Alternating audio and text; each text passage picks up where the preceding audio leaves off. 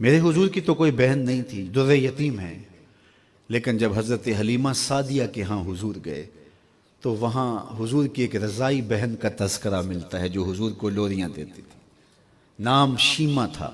تو شام کے وقت جب خواتین کھانا پکانے میں مصروف ہونے لگتی تو بہنیں ویر اٹھا کر کے باہر لے جاتی۔ ہر بہن کا خیال یہ ہوتا کہ میرے ویر سے سونا زمانے میں کوئی نہیں۔ کہتے ہیں خوبصورتی دیکھنے والے کی آنکھ میں ہوتی ہے، جس کے ویر کا رنگ سونا ہوتا تو وہ کہتی رنگ نہیں تو کچھ بھی نہیں ہے، اور جس کے نقوش تیکھے ہوتے تو وہ کہتی کہ رنگ کا کیا ہے، حسن تو نقوش میں ہوتا ہے۔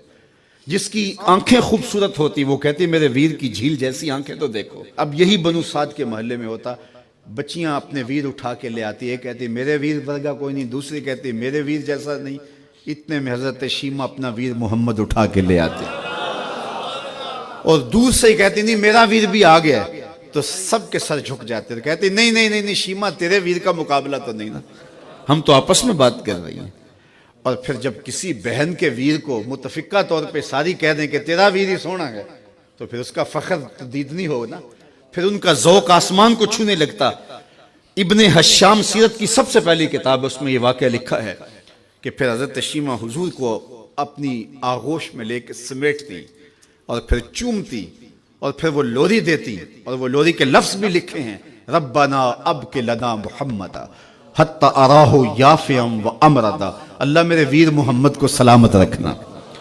آج یہ پالنے میں بچوں کا سردار ہے، کل وہ لمحے آئے جوانوں کا بھی سردار ہو۔ اور پھر جھوم جاتی اور کیا خوشی ان کی دیتنی ہوتی۔ اور پھر وہ منظر بھی آیا کہ حضور علیہ السلام مکے چلے گئے اور یہ جوان ہوئیں اور پھر ان کی شادی کسی قبیلے میں ہو گئی۔ آقا کریم نے اعلان نبوت کیا، 13 سال کا وقت کٹا اور پھر حضور مدینہ شریف چلے گئے۔ جب غزوات کا سلسلہ شروع ہوا تو جس قبیلے میں شیمہ کا نکاح ہوا تھا اس قبیلے میں مسلمانوں کے ساتھ ٹکراؤ ہوا تو اللہ نے مسلمانوں کو فتح عطا کر دی۔ تو اس قبیلے کے لوگ قیدی ہو کے حضور علیہ السلام کے غلاموں کے ہاتھوں گرفتار ہیں۔ تو یہ اپنے قیدیوں کو چھڑانے کے لیے قبیلے کے سردار ایک ایک گھر سے فدیے کے لیے رقم جمع کر رہے ہیں۔ چلتے چلتے شیمہ کے گھر بھی پہنچے جو کہ ایک عمر کا حصہ گزار چکی تھی، اور جا کے کہا کہ اتنا حصہ آپ کا بھی آتا ہے۔ کہا کس لیے؟ کہا وہ جو لڑائی ہوئی ہے اتنے ہمارے بندے گرفتار ہو گئے ہیں تو ان کو چھڑانا ہے۔ تو چلتے چلتے باتوں میں کسی کے لبوں پہ حضور کا نام آ گیا تو شیمہ نے کہا اچھا انہوں نے تمہارے لوگ پکڑے؟ کہا ہاں۔ تو کہا پھر تم رقم اکٹھی نہ کرو، مجھے ساتھ لے چلو۔ انہوں نے کہا تجھے ساتھ لے چلیں؟ کہا تم نہیں جانتی وہ میرا ویر لگتا ہے، وہ میرا بھائی لگتا ہے۔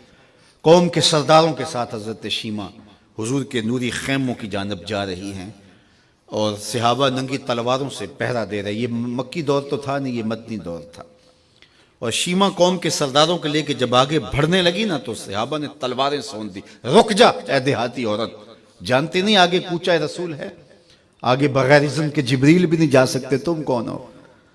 تو شیمہ نے جو لفظ کہے وہ لفظ نہیں ہے۔ اس نے کہا خلو سبیلی وَعَلَمُوا أَنَا أُخْتُ نَبِيِّكُمْ، میری راہیں چھوڑ دو، تم جانتے نہیں میں تمہارے نبی کی باجی لگتی ہوں۔ تلواریں جھک گئیں، آنکھوں پر پلکوں کی چلمنے آ گئے، راستہ چھوڑ دیا۔ حضور کے خیمہ نوری میں داخل ہوئی تو حضور نے دیکھا، پہچان لیا، اٹھ کے کھڑے ہو گئے۔ فرمایا بہن کیسے آنا ہوا؟ آپ کے لوگوں نے ہمارے کچھ بندے پکڑے ہیں، چھڑانے آئی ہیں۔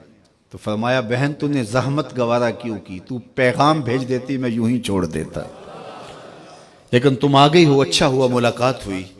پھر حضور نے قیدیوں کو چھوڑنے کا اعلان کیا اور کچھ گھوڑے اور چند جوڑے حضرت شیمہ کو حضور نے تحفے کے طور پہ دیے۔